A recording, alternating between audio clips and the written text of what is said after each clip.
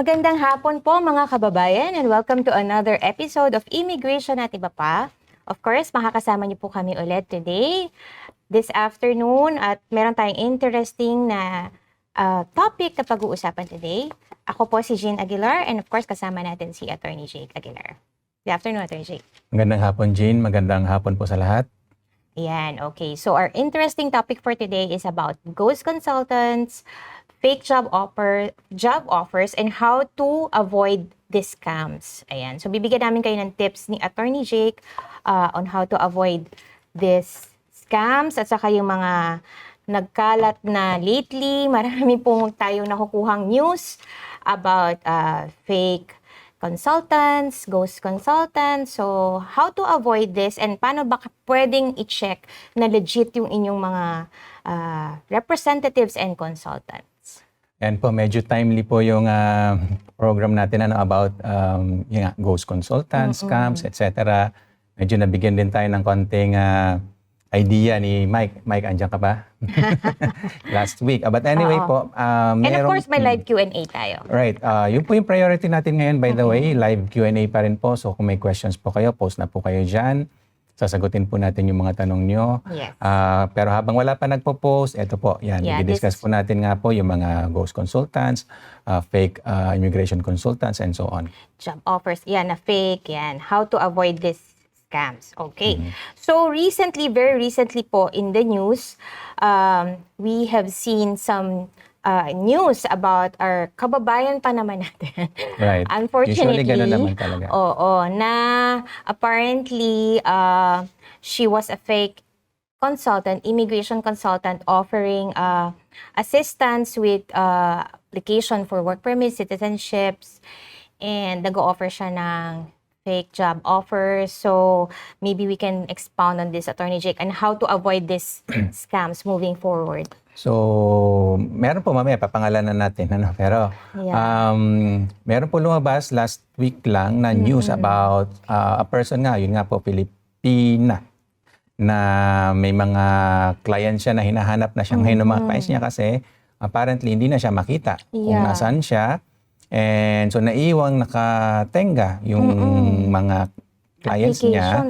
And apparently nga po, merong mga pineke doon sa documents na halimbawa, kunyari mayroong mga job offer, yung job offer pala niya hindi pala legitimate, na-forge lang pala yung signature ng employer.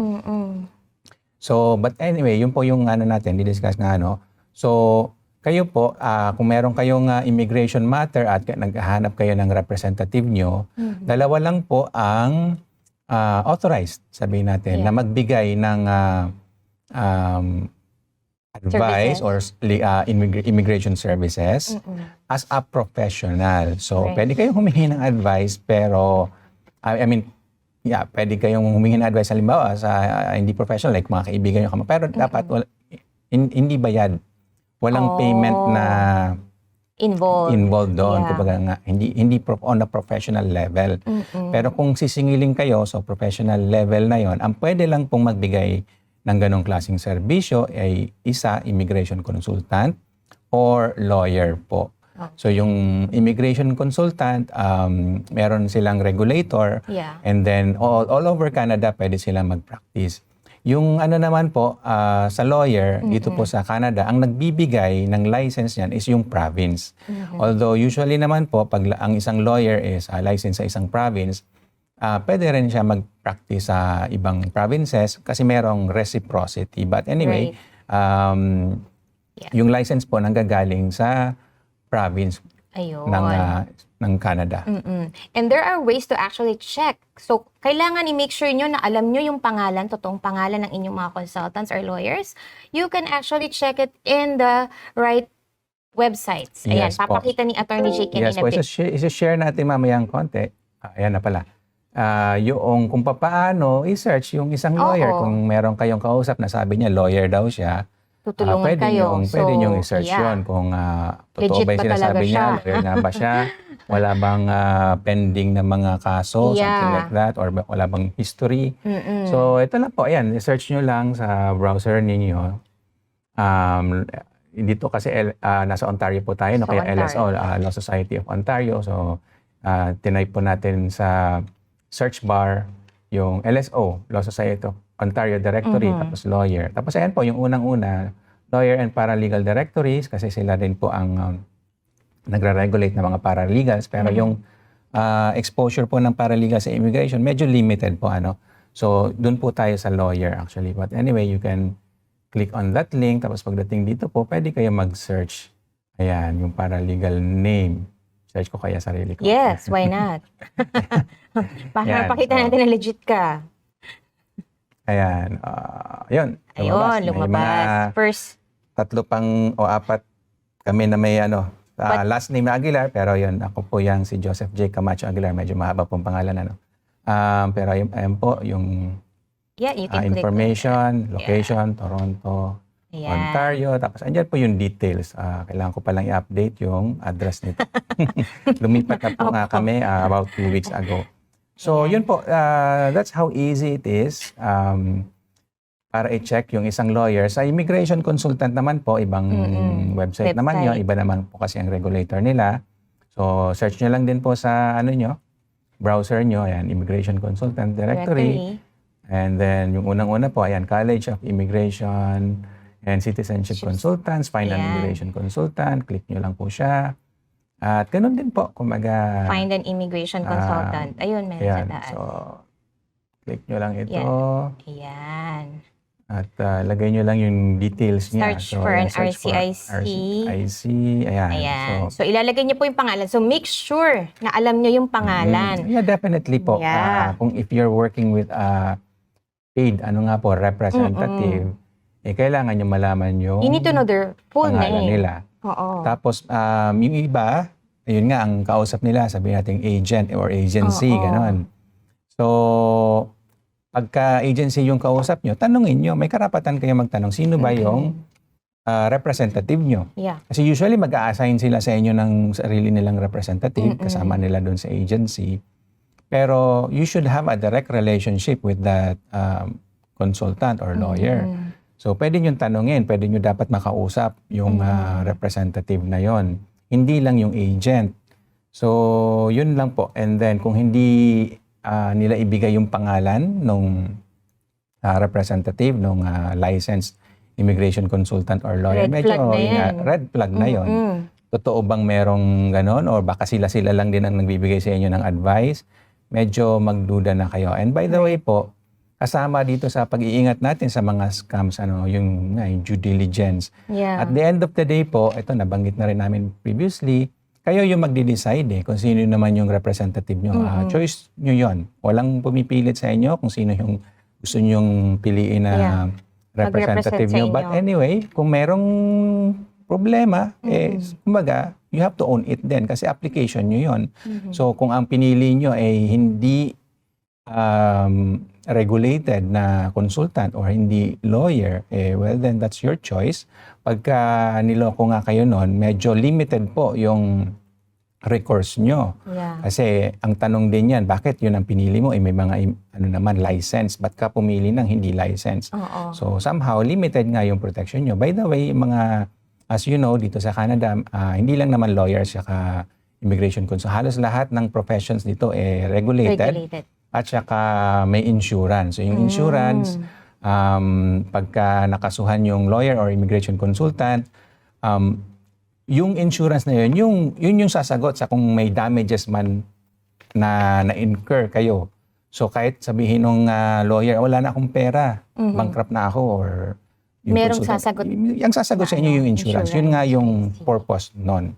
So again, kung ang pipiliin nyo is licensed na professional, bukod sa nire-regulate siya, so merong mga kailangan siyang sundin in accordance with the profession, siya, insured. Kami mga lawyers, usually minimum 1 million per incident ang coverage. So kung ang damage sa inyo is 1 million or less, ibig sabihin may pondo doon. Hindi pwedeng sagot na wala kong pera, walang pera yung lawyer. Hindi pwedeng ganoon kasi nga merong insurance na sasagot para doon. So yun lang po. Choice nyo, yung representative nyo, whether license or hindi, it's up to you. It's your choice. Pero kung hindi licensed, limited po yung protection Yeah. nyo. Or if Ganun lang. someone is pretending that she is a consultant but she's not. So, Yes po. ayan, Usually mga ghost kasi, consultants, no? referred lang din. O, Yeah. may nagsabi sa akin, ito, okay daw. Somehow, may natulungan na siya, o okay daw. And Yeah. then, pag nakausap nyo, mukhang okay naman. Mm-mm. It's up to you nga kung nadaan ka ba sa ganung mga salita. Pero, ang dali lang mag-check eh. Ayan, pinakita namin sa inyo Yeah. po kanina. Punta lang kayong website. Kung hindi nyo chinek, somehow, may pagkukulang na rin kayo, di ba? Yeah. Kaya nga kung later on magrereklamo kayo, yun din ang Na hindi nyo alam, tanong sa na inyo hindi na pala, bakit yeah. hindi mo chinek? Nandiyan Yes. naman sa online naman sila. Yes. May directory naman, napakadaling hanapin. It Oo. takes just a few seconds or a few minutes to double check kung legit nga yung kausap ninyo. Yeah. So, yun na Don't po. just take their word na. Kasi Yeah. maraming naloloko nga po. Totoo 'yon na maraming bali-balita na naloko sila. Halimbawa yung sinubmit nga na document doon sa IRCC fake pala. Fake job offers. Usually nga ang sasabihin kasi hindi ko naman alam 'yun eh. Ang nag-send nun yung representative ko eh. Oo. Kayo pa rin 'yun, kumaga. Kasi yung application nyo 'yan eh. Hindi Saka naman representative, meaning nire-represent kayo. Yes po. So, kailangan alam nyo kung ano yung sinasubmit. Right po. Yeah. Ayan po, may una tayong commenter. Ayan. Sige, basahin na natin. So, mga kababayan, everyone who's watching right now, if you have any questions, please feel free to send us your questions. Mag-comment lang po kayo dito sa Facebook Live. Yes po. Like si Miss Levy Peña Flor, Obias. Attorney Jake, ano po ibig sabihin ng natural justice not been observed? Medyo complicated po yan. Natural justice, ibig lang sabihin, hindi siya yung hindi siya statutory ba? Hindi siya yung formal na like justice. Kasi usually justice Sa court. sa court, di ba? Court of Justice nga, di ba? Pero pag sinabing natural justice, more on sa morality eh. Mahirap i-define eh. Kasi nga, bawat tao, bawat kultura, May values. somehow iba-iba yung Morals. values natin or Wala morals, kang di ba? morals. So, kumbaga debatable siya. Ito, napag-aralan natin na konti sa kolehiyo. Pag sinabing natural justice, yun. So, hindi yung parang nakasulat, hindi siya batas. Somehow, we observe that as humans, as a society, we observe that. Parang meron tayong common understanding Right. kung ano yung Tama natural at mali. justice, tama, Yeah. mali.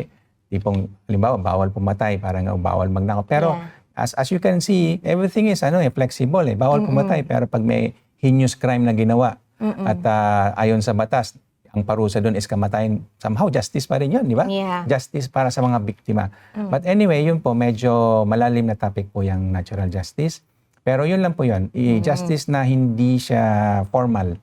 Yeah. Parang more on conscience na. Parang ng konsensya, parang gano'n na nga po. So, Yeah. yun lang din po yun. Hopefully, nasagot natin po kahit pa paano.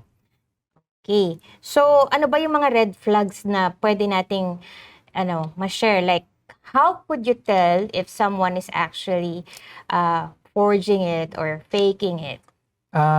Usually po yung pag medyo matamis masyado magsalita, sabi nga nila, if it's too good to be true, Yeah. baka hindi nga true yun. Oo, no? So yung tipong pag sinabi, ako nang bahala yan, huwag mo nang isipin yan, mga ganun, di ba? Minsan, madalas natin marinig yung mga ganong klaseng Oo. lengguwahe. Especially if it's coming from a professional, red flag na yon, I would Yeah. say. Kasi dapat ina-explain sa inyo yung mga risks, pros and cons, advantages. May discussion, hindi pwedeng, ako nang bahala, huwag mo nang intindihin yan. Di ba? Madalas nating narinig. Kung ganon, I would say red flag na yon. Tsaka lalo na ngayon, maraming sabihin natin medyo desperado sa paghahanap ng employer. Marami nga ngayong walang trabaho. Mataas ang unemployment rate, di ba? So kung ang sabi sa inyo, kami nang bahala sa employer mo, makakakuha ka ng job offer. Kung mo nang intindihin Or yan. may kilala kami. So somehow, magbibigay. yeah. So Ako na somehow, mag-handle ng application mo. tanong-tanong ka pa, sino ba tong Yeah. employer na to? Pwede ko ba siya makausap directly? Kasi dapat nakakausap yung directly yung employer niyo yun, di ba? Oo. Potential employer niyo. So, di ba dapat lang sa umpisa pa lang somehow nakakausap niyo na siya? So kung ayaw ipakausap sa inyo, medyo magtaka na kayo. Yun nga, baka fake yun. Baka sila lang din ang pipirma ng documents ng employer, which happens. Or si employer somehow nabayaran. Nangyayari din yun, nabigyan ng kung ano yung binayad nyo sa agent nyo, may cut si employer kasi pipirma siya ng job offer nyo. So medyo, kung gano'n yung sitwasyon, red flag na yon, medyo magtaka-taka na kayo kung saan patutungo yon. And sa ibang ang mga nagpapakonsult sa akin, minsan hinahayaan lang nila tapos pag huli ng lahat, tsaka sila magrereklamo. Pero yun nga kung may mga red flags na kayo na nakikita, di kumilos-kilos na kayo. Magdalawang isip na kayo, lalo kung sinisingil kayo, magbabayad kayo ng malaking halaga, 10,000 or even more. Tapos sasabihin kami ng bahala Or sila. asking Magtaka na for kayo. cash, walang receipt Yun or pa. So, full payment. so, Ang kailangan mong ilabas agad is malaking pera. somehow may instinct naman tayo, di ba, Yeah. na dapat may resibo or at least pag humingi ka, bibigay sa'yo. Oo. Kung walang binibigay sa'yo ng mga resibo, despite the fact na humingi ka na, yun nga, magdalawang isip ka na doon. Yeah. Kung talagang, minsan kasi nga, out of desperation, dun yung tao, nagre-rely sa mga ganong, sabihin nga nating matatamis na salita, Pero, watch out kasi yung pera mo, baka hindi mo na makita ulit. Pati yung taong kausap mo, katulad na itong nangyari nga recently, hindi na nila makita yung tao. So yung pera nila, syempre wala na yon. Plus, potentially, baka may problema pa sila sa immigration kasi nagsubmit sila ng mga fake na documents. Sila ang mananagot nun. Hindi naman yung consultant ang mananagot sa immigration. But the applicant. Yung consultant, mananagot sila sa'yo. Oo. Or dun sa regulator nga nila, dun sila mananagot, but not Ikaw to ang the mananagot sa IRCC immigration. itself. Yes, Canada. So, that's the way it works basically. Right. Ayan. May follow-up info si si Levy. Regarding po to sa our application sa IRCC decision. Right. So we have to check yung entire nito, context.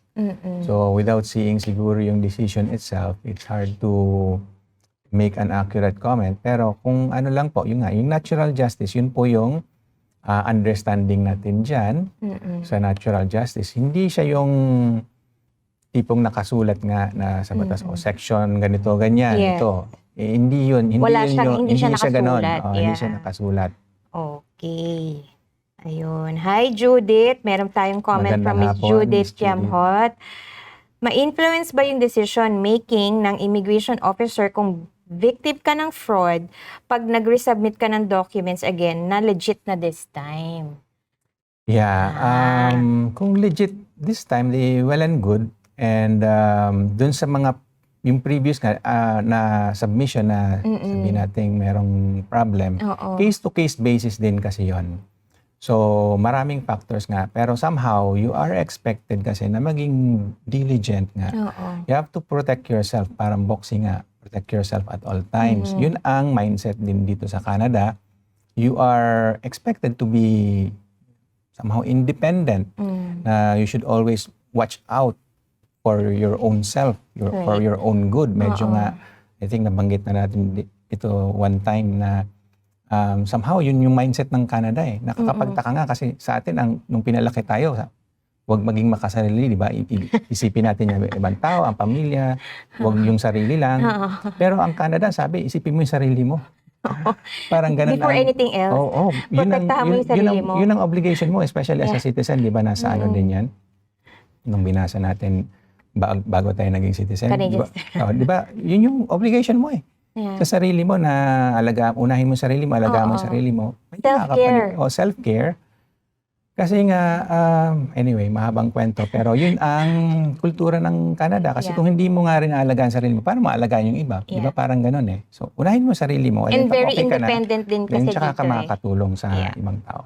So, case-to-case basis. So, depende rin sa mga circumstances nung like fraud. Kung talaga bang somehow nag-ingat ka naman pero naloko ka pa rin, baka maintindihan ka pa. Pero kung talagang totally pinaubaya mo, kasi usually nga sa ating mga Pilipino, ganun halos lahat papaubaya na natin sa representative natin. Ikaw lawyer, kaya ako nag-hire ng lawyer, di ba? Para hindi ko naiisipin yan, di ba? Ikaw nang bahala, kaya nga ako nag-hire. Pero hindi ganon. Yeah. Hindi And ganon. siguro doon sa ganitong question ni Judith, no, maybe it would also help kung makakagawa ka ng letter to explain Yeah. your side. Ayun. Pwede for din the yun. next So, So, application. in some circumstances, pwede kang mapagbigyan, maunawaan na okay, talagang hindi may iwasan na naloko ka, masyadong magaling yung nanloko. Pero again, hindi mo pwedeng alisin nasa yung discretion pa rin. responsibility mo. Hindi mo pwedeng ipasa yon na yung representative ko na lahat ng gumawa niyan, wala na akong alam siya kasi busy ako. Hindi Oo, pwede yon. hindi Application mo pa rin yon eh. Hindi mo maipapasa yon. Ayun. Okay. So, paano daw halimbawa, yung halimbawa, if you're counting on the application to stay para magkaroon ka ng status as a valid worker dito, or para magkaroon ka lang ng status, ayun, anong gagawin mo pag naloko ka na?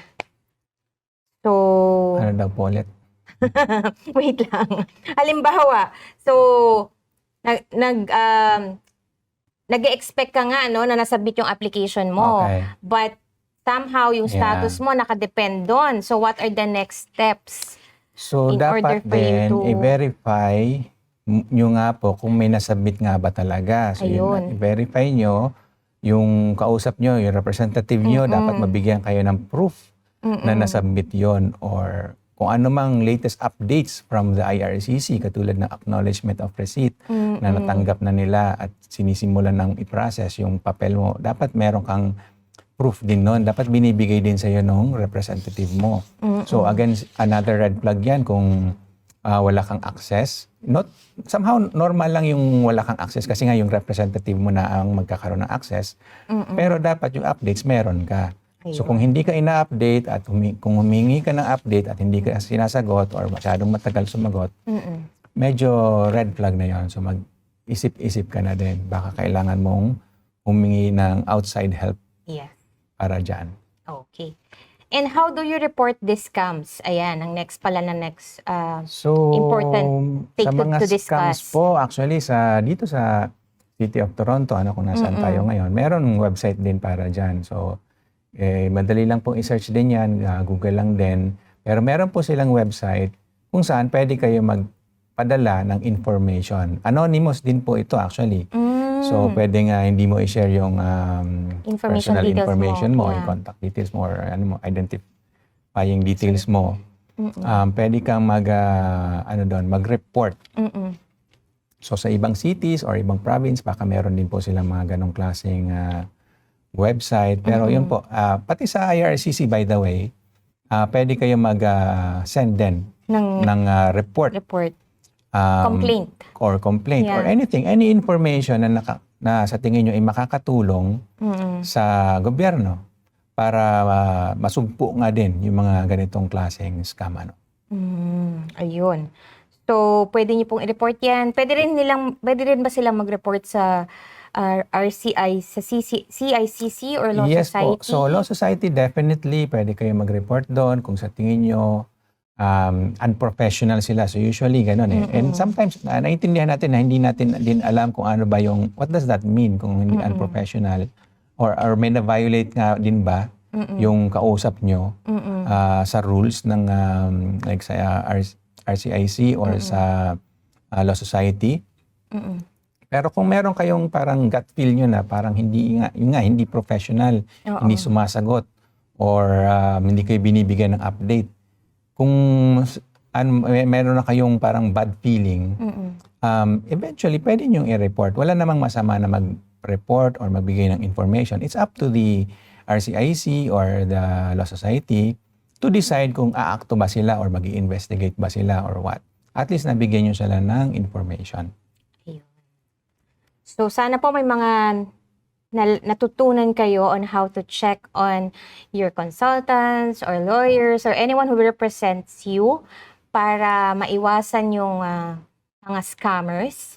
And with regards to the job offers naman, ayun, make sure na nakakausap nyo directly yung employer para masigurado na totoo at legit ang inyong mga job offers. So yes po, so lahat ng aspeto ng application nyo dapat somehow alam nyo kung ano yung nangyayari. Okay. So we can move. We're gonna move? Or is there anything more you wanted to add before we move to our Q&A? Magpadala po kayo Yes ng po, so questions. encourage muna natin yung yeah. mga viewers natin. Yan Marami po, kung may po mga tayong, questions kayo or may mga comments yes. kayo.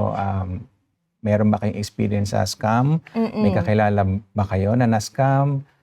Just let us know po. Comment lang po kayo dyan. In the meantime, we will read po yung mga Previous questions Q&As from na last hindi natin nasagot. episodes, Yeah, yes po. we've gathered it.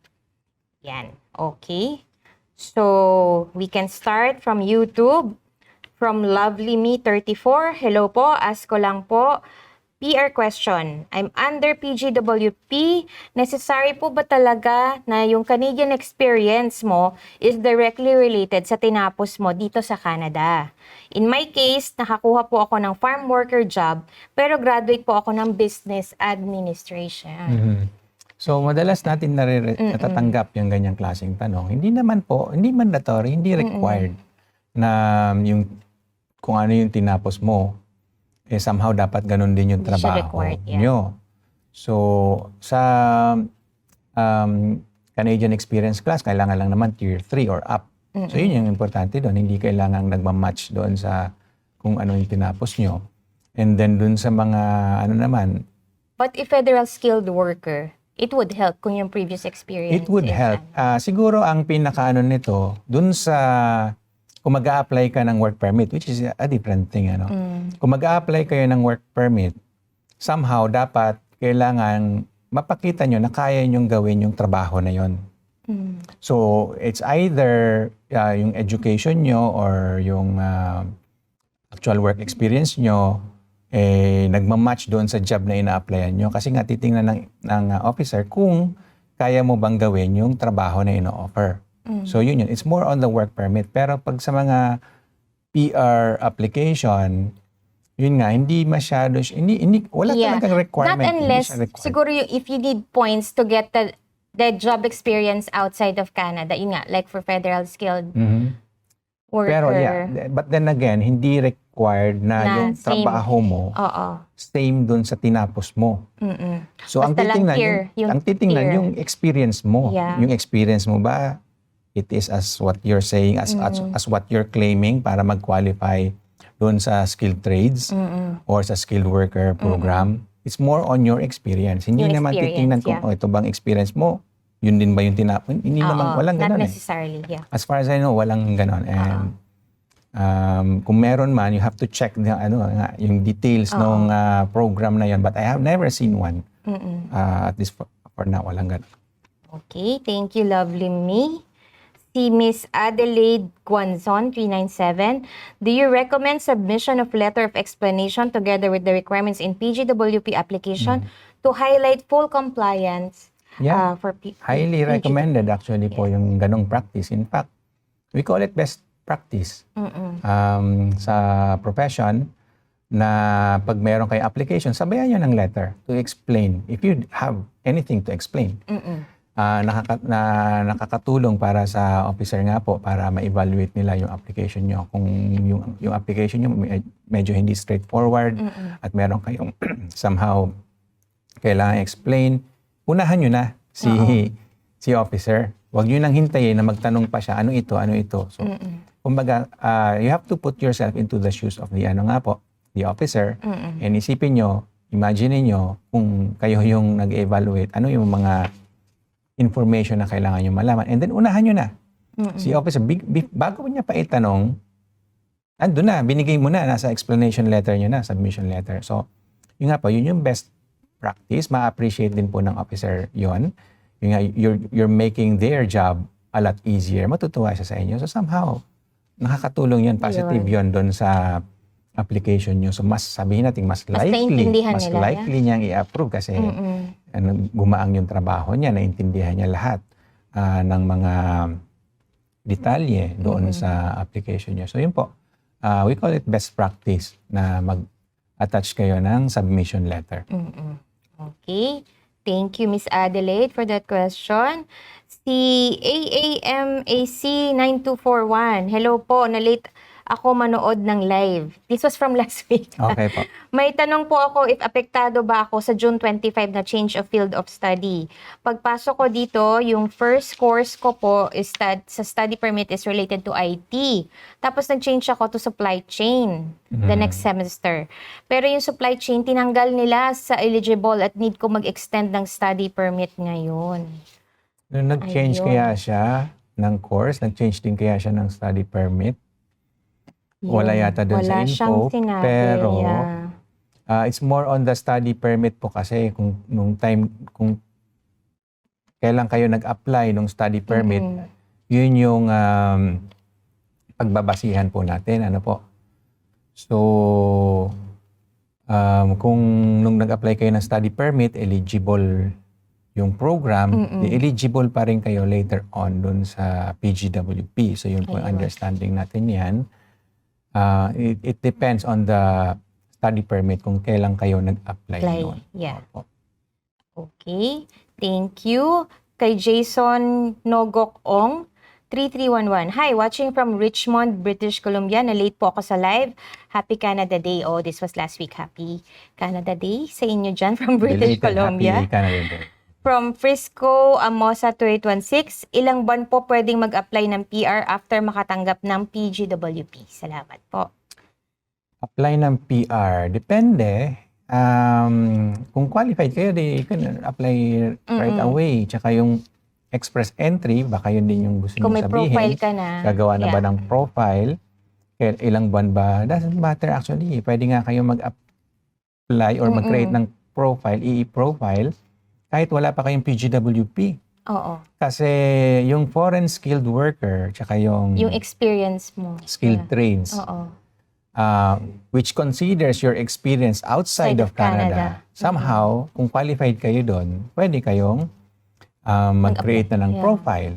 Okay? So, kahit wala kayo nung isang other qualification, which is yung Canadian Experience Class. Yeah. Canadian Experience Class, kung may trabaho na kayo na Tier 3 or up, at least 1 year dito sa Canada. Yun nga, kaya Canadian Experience Class. Pero, kung wala kayo nun, kahit wala pa kayong experience sa Canada, kung may experience kayo outside of Canada na pwedeng maging eligible siya under the skilled trades, pwede kayong gumawa ng express entry profile. So, ang sagot po doon is depende. Yung kung ilang buwan doesn't matter. Parang hindi siya relevant. It can be a few months. It can be right away or even before. As long as you have the experience. As the long required as you're experience. qualified to create a profile under the express entry. Ang qualification nga niyan po is dapat qualified kayo either dun sa Canadian Experience Class, Yeah. foreign skilled worker, or foreign skilled trades. Skilled trades worker. Ayun. Okay. Thank you, Franz Frisco, sa iyong question. So, sa mga nanonood po, encourage namin kayo na magtanong po kayo ng question sa amin. We're live right now. You can just send out your comments or questions today at pipilitin po nating masagot yan. So, yeah, please feel free to send us your questions. And nandyan po yung contact information namin sa ibaba. So, if you have any specific questions na gusto nyo tanungin si Attorney Jake, yeah, you can also get in touch with us. Okay? Ayan. Meron tayo from Facebook, from Jobel. My work permit expired April 2024, but before nag-expire, nag-apply po ng employer ko ng new LMIA. But it got denied 3 times. Finally po, na-approve na last June 6. Nagpunta po ako sa 2 consultant to process work permit. But sad to say daw na di nila magagawa because I overstayed na daw. Meron pa po kayang way for me to get a work permit? Medyo na po, mababa yung chance. Unfortunately, kasi nga, pag nag-overstay tayo, yung po, hindi na keen, sabi natin gano'n, si officer na bigyan kayo ng panibagong work permit. Especially kung lumagpas na kayo doon sa 90-day period For the na restoration na napag-usapan natin, I think last week ba yan o 2 weeks ago. So one time na pag-usapan natin yung restoration period na 90 days. Pag lumagpas pa kayo dun, medyo malabo na nga po. Again, ang dahilan po nito, kasi every time na nag-a-apply tayo ng tinatawag na temporary residence, ano po, si officer, kailangan niyang masatisfy na itong applicant na ito, uuwi ba ito? Pag pinagbigyan ko ba ito, i-approve ko yung either work permit, visitor record, or even study permit. Pag in-approve ko ba ito, uuwi lang kaya siya before mag-expire yung period na ibibigay ko sa kanya? Hindi kaya siya mag-overstay? Yun yung iniisip ni officer. So kung hindi siya masatisfied noon, hindi niya i-approve yun. Paano natin siya i-convince na uuwi ka? Hindi ka na nga umuwi the first time. Nung una kang pinagbigyan na pumunta dito sa Canada as a temporary resident, hindi mo nga ginawa nag-overstay ka nga So ngayon, anong meron? So, di ba ang hirap explain paliwanag doon? Pero somehow, kung meron kang paliwanag na okay, matatanggap ni officer. May valid reason. Why not? Officer, maganda yung paliwanag mo. Okay, naintindihan ko. Pwede, somehow pwede. May tsansa, di ba? Pero as you can imagine, maliit yung tsansa. Ang hirap, sa ngayon, ang hirap, nahirapan ako mag-imagine ng dahilan. Parang valid para, reason. Mabigyan ng consideration. Yung talagang sabihin natin medyo rare na yun. Baka na-aksidente ka, baka pwede pa, ganun. Or anything na sabihin nga natin beyond your control. Baka pwede pero pa. hindi mo pwedeng beyond your control. Pero kung tipong wala ka lang ginawa, wala lang, talagang hintay ka lang, kalimutan mo, or kasi nagtatrabaho ka, lalo na kung under the table, ganun. Napakahirap, di ba? So anyway, yun po yung sagot dun. Medyo mahirap na nga po talaga na makakuha ng work permit. And you need to Plus, go out. Yes, so even if ito pang Canada. isa, even if nga may status ka, na let's say visitor status, sabi natin gano'n. Tapos gusto mo mag-apply ng work permit, lalabas ka pa din Yun yung rule I mean, yun yung policy ngayon. Lalabas ka pa rin ng Canada at doon ka maghihintay sa labas. Kasi nga again, yun yung You're ng on officer, visitor diba? record. Bago ka papasukin, iisipin ng officer, okay, itong gustong pumasok, uuwi kaya to? Pag pinagbigyan ko kaya to, hindi kaya to mag-office. Yun, kaya doon ka muna sa labas. Para mas madali sa officer na mag-decide, kasi hindi yung nandito ka na, kasi ganoon din naman nandito ka na rin lang, parang ganoon. So, ayun po, unfortunately, mahirap Very na nga po talaga. I would suggest in these circumstances na umuwi nga po muna. Pakita natin sa Canada na kaya naman nating umuwi. Kaya naman natin, may mauuwian naman tayo, meron naman tayong babalikan sa Pilipinas. Yung part na yun, importante yun yung ipoprove mo sa Immigration Canada. Meron tayong babalikan. Kasi pag kumbaga parang desperado na tayo na wala na tayong babalikan sa Pilipinas, andito na lahat. Parang kailangan the more na hindi tayo ma-approve pag ganun ang pag sitwasyon. nakita nila you're in desperate situation. Kasi nga, again, you have to put yourself into the shoes of the officer. Yun yung mandate ng officer. Yun yung instruction sa kanya. Hindi niya pwedeng ibahin yun. Hindi niya pwedeng baguhin yun. Ang instruction sa kanya, i-satisfy mo yung sarili mo na itong tao na nag-a-apply sa'yo, hindi ito mag-overstay. O ngayon, paano siya masasatisfy, di ba? Ayun. So, yun lang po. Anyway, may mga bago po tayong comments yata. Yeah, ayan. Thank you, Jovel, sa iyong question. We got a new one live from our live Facebook chat. Si Jamel Parco. Hi, attorney. Not fraud related po. MBA grad po and nag-file na din po ng PGWP application. Pwede po ba mag-take ng short program na less than 6 months habang naghihintay po ng final PGWP? Normally, yes po. General rule, yes. Pagka below 6 months, hindi nyo kailangan ng study permit. Although nung nag-research po tayo ng kaunti tungkol dyan, may lumabas po na nasa website mismo ng Canada na kailangan nyo na rin ng study permit. So medyo conflicting po. Sometimes may mga ganong rules po na nakakalito kasi on one website sabi basta below 6 months hindi mo kailangan ng study permit. Less than 6 months. And then on another website nakalagay kailangan mo na ng study permit. So to be sure po, I would suggest na applyan nyo na lang ng study permit. In your case kasi naka-PGWP naman kayo, mas madali kayong ma-approve noon. So again, ang kailangan lang naman doon sa study permit kasi somehow yung purpose mo, which is to study, legitimate. So that's one. And then somehow, yun nga, hindi kayo mag-overstay. Nagawa na yun nung binigyan ka ng PGWP or nag-apply ka. At saka nandito na kayo There's lesser chance ba na mag-overstay kayo kasi so far, wala naman kayo na ma-violate pa. So, malaki po yung chance nyo na ma-approve kayo ng study permit. So, yun po yung may sasuggest natin para less headaches na lang po sa inyo. Applyan nyo na lang po ng study permit. Although, if you want to take your chance, I think okay pa din na mag-aral kayo basta less than 6 months. Okay.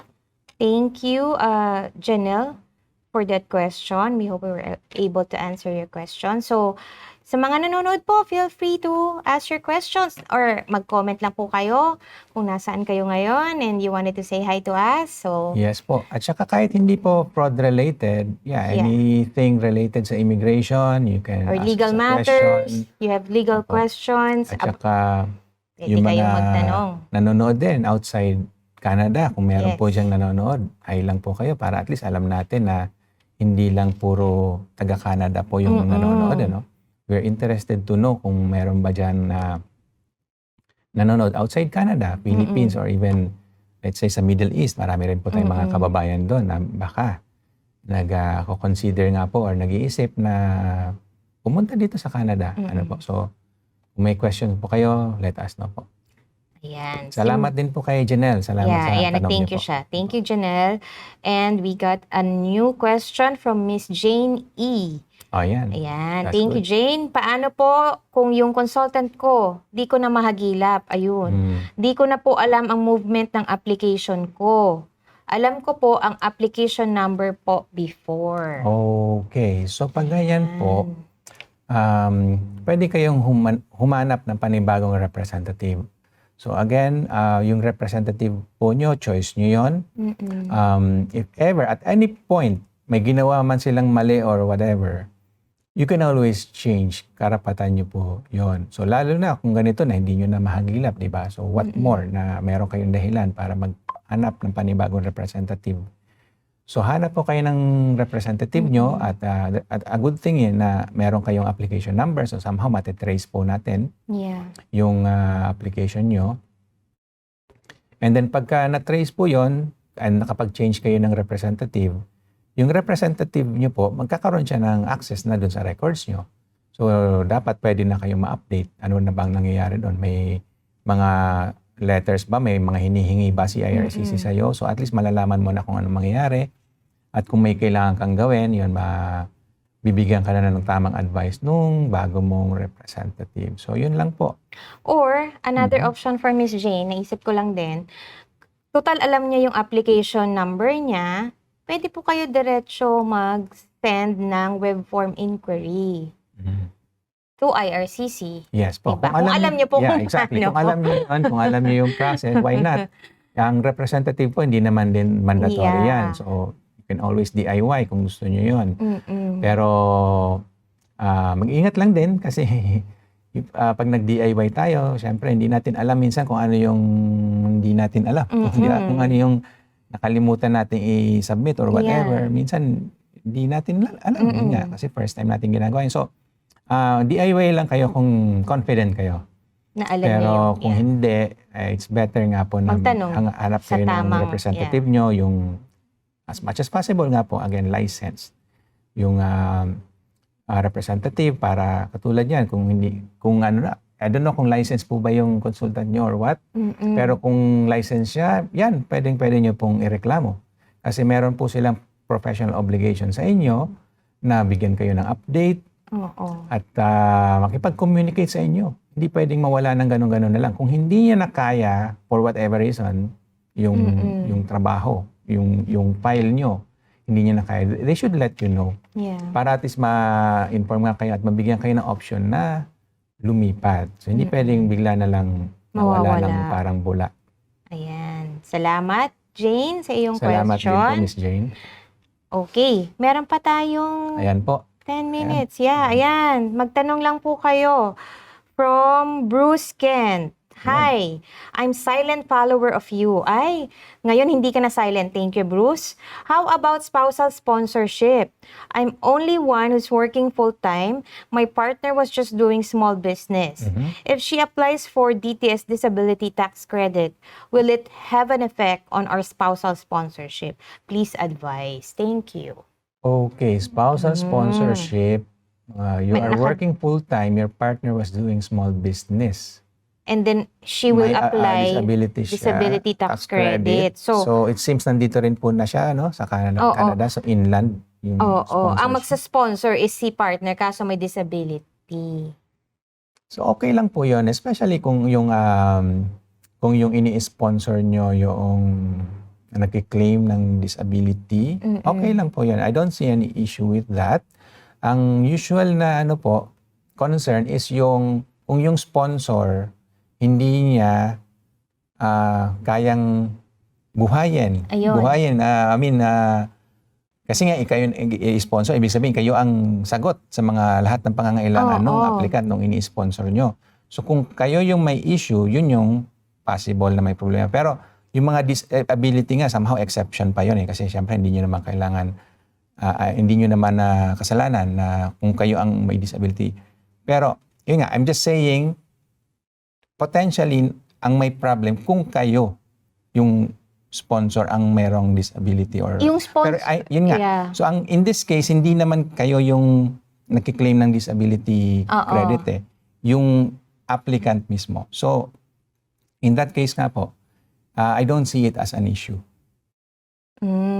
From what I understand here, yung sponsor ang may disability. In any case, yung disability hindi po Hindi siya siya magpe-prevent. Ang pwede lang po yung social assistance na tinatawag. Ayun. Halimbawa, nawalan kayo ng trabaho, di po ba? And then, usually, EI muna yung sasagot. Pero ang alam natin, yung EI, lang siya, limited. So, pagka wala pa rin kayong trabaho na, tapos depleted na yung EI nyo, tapos hingi kayo ng social assistance sa gobyerno, yun ang pwedeng issue. Kasi nga, kung kayo mismo, hindi nyo kayang sustentuhan yung sarili nyo at hingi kayo ng social assistance sa government, paano nyo pa i-sponsor? Paano nyo pa susuportahan yung aplikante yung ini-sponsor nyo? So, yun yung issue. Pero, sa mga disability, hindi po yun kasama. Ayun. So, pwede pa rin po yun na mag-sponsor. In either case, whether yung may disability, yung sponsor, or yung ini-sponsor, I believe that should be okay. Okay. Thank you, Bruce, for that question. Ayan. Meron po tayong commenter. Si Priyan Nag-hi lang po Jal siya. Samgupta. Hi. Hi, Priyanjal. If you have any question, please feel free to send us your question. You can do it in English kung hindi ka. If you're not Filipino, you are welcome to send us your question. We will try our best to answer it. Okay? Ayan, kasi we still have several minutes po. We take advantage We still of have about 10 asking, minutes po. So, to ask please Attorney feel free Jay kung ano to yung gusto send niyong your tanungin. questions. Ayan. How about, may na-receive ako kasi na email recently, inquiring. Meron daw siyang kakilala na on visitor record nagwo-work dito sa Canada. Legit ba daw yon?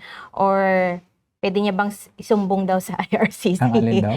Meron siyang kakilala na nagwo-work dito sa Canada but on visitor visa. So she was asking, is that illegal? Can she report that to IRCC? Yes, yun yung sagot po dyan. Yes. So kung wala siyang work authorization, like visitor lang siya and nag-work siya, definitely hindi allowed yun. So violation nga po yun sa immigration laws and pwede nyo po siyang i-report. Yun po merong website para dyan para ma-inform si IRCC and kung ano yung gagawin nila dyan, it's up to them. So kung mag-i-investigate ba sila or what, pwede rin kayo nilang tanungin kung nilagay nyo yung contact information nyo at kung pwede pa kayo magbigay ng extra information. It's up to the government po kung ano yung gagawin nilang action. Pero yes, definitely you can report that fact. Yes po. Okay. Yan. We want to say hi to Josie Bacani. Nag-send siya sa atin ng question. Hello po, Attorney Jake and Miss Jean. Hello, Josie. Hello, Thank you for Josie. watching. Question lang po, with all these existing scamming activities ng mga fake consultants, paano po namin malalaman na legit yung job offer ng employer? And ano pong regulating bodies pwedeng i-report yung mga gumagawa nitong mga unethical practices and fraud in immigration application? Thank you po sa sagot. Okay, yung sa mga job offer, yun nga po, kung pwedeng makausap nyo yung employer themselves, dapat gawin nyo yun. Kasi yung nga employer nyo yun, you will have a direct relationship with that Right. employer, di ba? Eventually, yun yung magiging amo nyo. So, bakit hindi nyo makausap? Di ba? So, kung hindi nyo makausap yun, again, red flag na yun.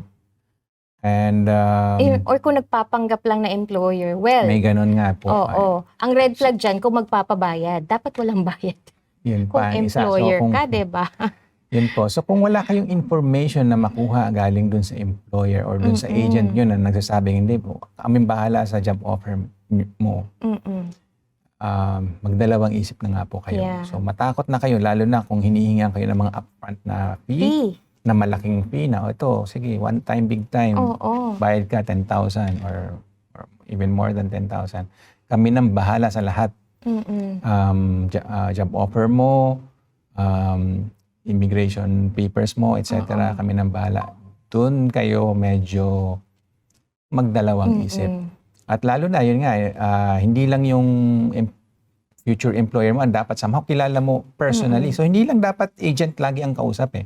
Agent somehow nakakatulong sila in some cases para makapag-match. Yun yung pinaka purpose nila, maghanap ng employer para sa inyo. Kasi yan, hindi naman namin ginagawa ng consultant yan supposedly. At saka mga lawyers, hindi naman trabaho ng lawyer yun na maghanap ng employer para sa inyo. Di po ba? So, minsan, yung mga agent ang nakagawa nun. Pero kung ganoon, hanggang doon lang sila supposedly. Once na ihanap na kayo ng employer, you should have a direct relationship with that employer or potential employer. Dapat nakakausap nyo sila kasi sila din, i-hire ka ba nila ng ganun-ganun lang na hindi ka nila nakausap? Yeah. Hindi ka man lang nila na-interview? Di ba parang, again, matakot ka na doon. Red flag yun, na po yun. Tapos yung isa pa po na, yan, binanggit din natin kanina, kailangan nyo nga ng representative. Yung representative nyo, either consultant, immigration consultant, or lawyer, dapat nakakausap nyo din yun. Hindi pwedeng sasabihin na sa iyo ng agent, di bali, meron ka ng representative, may kausap ka, may sarili kaming immigration consultant. Kung gusto mong kausapin yun, dapat mag-request ka. Pwede ko ba siya makausap? Sino ba siya? Ano bang pangalan? Dapat nakakapagtanong kayo ng ganon. Kung hindi yun maibigay nung agent na kausap nyo, again, red flag na po yun. And saan daw i-report? Yan, Pwede ba so, sa Toronto Police, hindi. Kasi yung mga, yun nga, yung mga licensed individuals, yung mga professionals, regulated sila ng kanya-kanya mga regulatory bodies. Yun nga, yung kanina pinakita natin sa RCIC, so sila yung nagre-regulate ng mga immigration consultant. Sa mga lawyers naman po, yung Law Society. Law Society. Depende. Dito sa Ontario, Law Society of Ontario. Doon nyo po sila i-report. Paano kung fake? Pwede bang sa police? Pag fake, pwede nyo ring i-report sa pwede sa police kasi nga scamming din nga yun. Yeah. Pwede nyo i-report sa police. Pwede nyo rin i-report sa Law Society din or sa immigration para at least alam nila na may mga nagpapanggap. And kung anong gagawin nila doon, it's up to them. But at least nagawa nyo yung part nyo na naisumbong nyo sila. And eventually, pwede rin sa court mismo. Yeah. Pwede kayo mag-file ng case sa court. Pero yan, I understand na gagastos kayo doon kasi syempre, pag court matter na yan, kailangan nyo rin ng legal advice and lawyer usually. So, but anyway, pwede kayo magpa-consult din sa lawyer para at least alam nyo yung karapatan nyo. At lalo na kung mayroon ngang pinsala sa inyo, may damages, like siningil na kayo. Ang sabi nga, ipaprocess nila yung papers nyo pero walang nangyari, pwede yun kasuhan sa court. Which brings us back to yung una nating... Kasi di ba na-report siya, Yes. na-report siya mismo sa police. Yeah, so Like, Merong na po news talaga siyang from the police, item Toronto sa Police. police and parang Yeah. wanted nga po siya, naka-post na online yung details niya, pati yung picture niya po Oo. ando doon. So I don't know kung pwede nating i-share yung mga ganun, mga link Yeah, ba but it para was, yeah. for public information din. Pero kasi ano siya well-known din siya. Actually, matagal na rin siya I don't say nagpa-practice, pero yung company na yon, kung Nasa field na ng immigration for a long time. yeah, kasi yung mga kasamahan niya, yun yung license. So hindi siya mismo yung license, pero may mga kasamahan siya na license, ano? Mm-mm. And then yung isa nga doon na revoke na din yung license to practice. And somehow naghanap siya ng ibang tutulong sa kanya kasi siya mismo hindi siya license. Mm-mm. So sabihin natin yun nga, parang agent, ano? Mm-mm. Siya yung nakakausap nyo pero hindi naman talaga siya yung nagpa-process ng papel nyo. Pero alam niya yung pasikot-sikot. Somehow may mga ganon So, yun po, mag-ingat tayo sa mga ganon even if matagal na siya sa industriya, sabihin natin ganon. More than 10 years na rin yata. So, hindi sapat yun.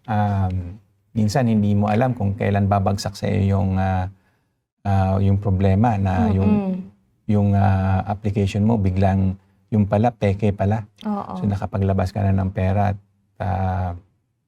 Nabigay mo na, nawala nabigay mo na. na lahat pero wala ka palang hinihintay. Oo. At yun na lang, bigla ka na lang iniwanan sa ere Ayun. nung kausap mo. So yun po. Ingat po tayo sa ganyan and kadalasan nga, ang biktima niyan, Pilipino din At saka ang nag-i-scam, kapwa natin din Pilipino. Kasi nga, Which is very unfortunate. madali tayo magtiwala Yes. lalo na sa kapwa Pilipino natin. Lalo na pag medyo matamis nga yung salita. At saka sabihin natin, mura nga, mura. Saka alam ko marami naman na siyang natulungan or whatever. Pero yun, medyo hindi po maaasahan yung ganun palang practice na bigla na lang palang nawawala ng parang bula. Ngayon, hindi na siya makita. At the end of the day po, it's your choice. So always verify even before you Yes get the po. services Yun po yung of main message natin a sa ngayon. representative. It's your choice. So yung choice nyo, alam niyo naman dito sa Canada, nirerespeto yan ng gobyerno. Pero panagutan nyo din kasi choice nyo yan parang gano'n So you can choose actually unlicensed representative somehow. Pwede nyo yung piliin Yeah. Kung yun ang nirepresent nyo, kung doon kayo komportable, pwede yun. Yun nga lang, kulang yung protection. Pag ganun, wala silang mga Regulating bodies. wala silang insurance, hindi nila kailangan ng insurance, at wala ding nagre-regulate sa kanila sa walang tumitingin sa trabaho nila, tama ba o hindi. Wala lahat yung mga yon. So kung gusto nyo sa mga ganon, kasi medyo mura at medyo na engganyo kayo sa mga salita nila, again, final answer is choice nyo yun. Oo. Okay, so kung meron pa po kayo mga questions, you can always send us your questions. You can always get in touch with us. Andyan po yung contact details namin. And yes, so next week po, abangan niyo po kami ulit for another episode of Immigration at Iba Pa, where we can always discuss your immigration and legal matters here in Canada. So Okay. marami pong salamat and thank you for joining us today. We'll see you next week. Salamat po and see you next week.